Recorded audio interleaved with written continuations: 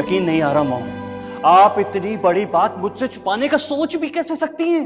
मैं क्यों छुपाऊंगी सुहेल, क्या हो गया? मैं तो खुद अस्पताल का कोना कोना ढूंढ रही हूँ, नहीं मिल रही फरी कहीं भी। मुझे उसी वक्त क्यों नहीं बुलाया मॉम?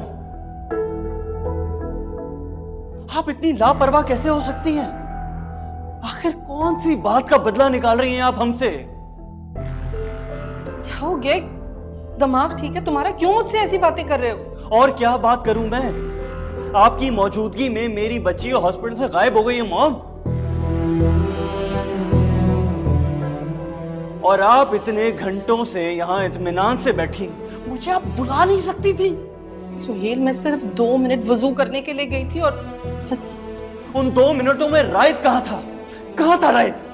अच्छा छोड़ो ना ये बातें सुहेल, रायत पूरे अस्पताल में फरी को ढूंढ रहा, तुम भी जाकर ढूंढो, कुछ करो। वो तो मैं कर ही लूंगा। मैं तुम्हारे डैड को कॉल कर देती हूँ, वो भी किसी को कॉल। रहने दें आप। डीआईजी साहब से बात हो गई है मेरी, वो लोग आ रहे हैं यहाँ पे। वो ना डॉक्टर ने सीसीटीवी फुटेज भी देखी है, लेकिन बस आप छोड़ दें, अब मैं अपने हिसाब से हैंडल करूंगा। बेटा हाजरा को तो बता दो, माँ है वो उसकी। हाजरा माँ है? अगर उसे इतनी फिक्र होती ना अपनी बच्ची की, तो वो यहां होती अपनी बच्ची की हिफाजत करने के लिए। माँएं ऐसी होती हैं।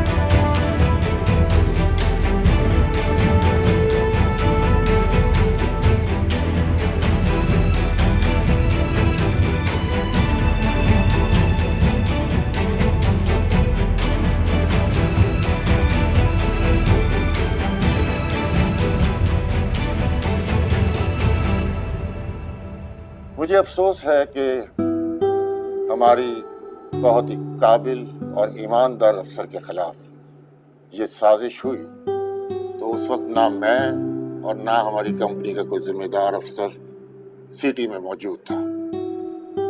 लेकिन जैसे ही हमने न्यूज़ में देखा, हमने फौरन केस वापस लिया और मिस महापारा की रिहाई अमल में लाए।